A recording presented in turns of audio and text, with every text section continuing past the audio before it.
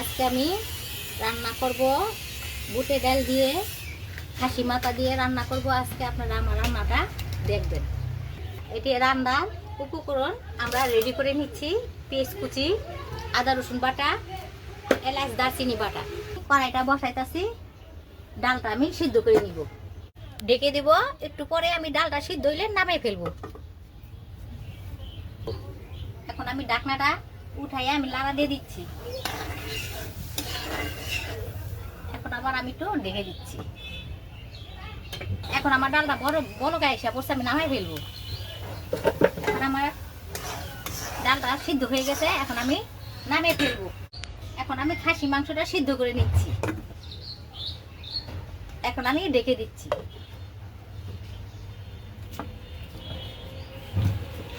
খাসি মাথাটা সিদ্ধ করে নিয়েছিলাম যে নামিয়ে ফেলবো। এই দেখেন আপনারা, আমি এখন নামিয়ে ফেলবো।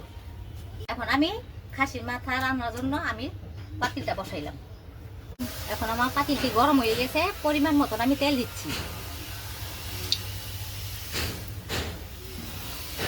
আমি যে রান্নার জন্য আমি যে মশলাগুলো নিয়েছি, আপনারা ভালো করে দেখে নেন কিভাবে রান্নাটা করতে হয়। এখন আমি পরিমাণ মতন পেঁয়াজ দিচ্ছি।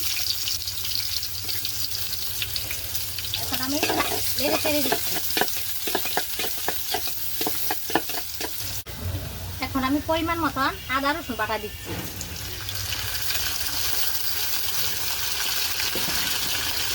এখন আমি যে হলুদের গুঁড়ো, মরিচের গুঁড়ো, দইনার গুঁড়ো আমি দিয়ে দিচ্ছি।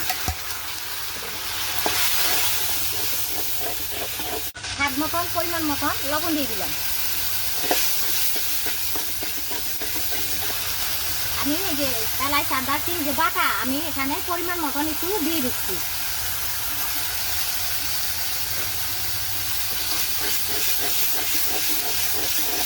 মশলাটা আমি এখন ভালো মতন কষায় নিচ্ছি। এখন আমি খাসির মাথাটা যে সিদ্ধ করে দিয়ে নিচ্ছি, এখন আমি এটা মশলার মধ্যে দিয়ে দিলাম।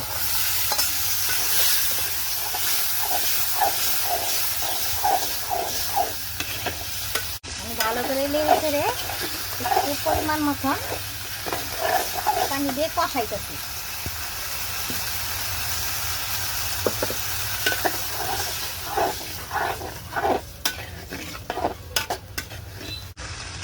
এখন আমি ঢেকে দিচ্ছি। ঢাকনাটা নেমে আবার নাড়াচাড়া দিয়ে দিচ্ছি।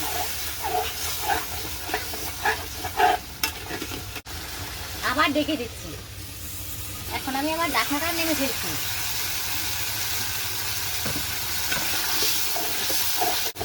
এখন আমি এই যে বুটের ডালগুলা দিয়ে দিচ্ছি। এই দেখেন আপনারা ভালো করে।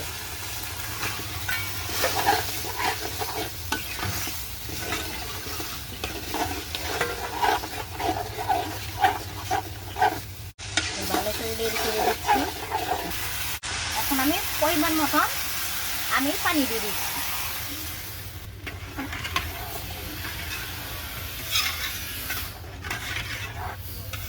আমি আবার ঢেকে দিচ্ছি। খাসি মাথা বুটের ডাল দেওয়ার মাথা হয়ে গেছে, মাথাটা ডাইলটা এখন আমি নামিয়ে ফেলছি। দেখুন আমি রান্নাটা করছি। আপনার কাছে যদি ভালো লাগে আমাদের লাইক কমেন্ট শেয়ার করে দিবেন। আপনাদের আমার রান্নাটা শেষ হয়ে গেল। ধন্যবাদ।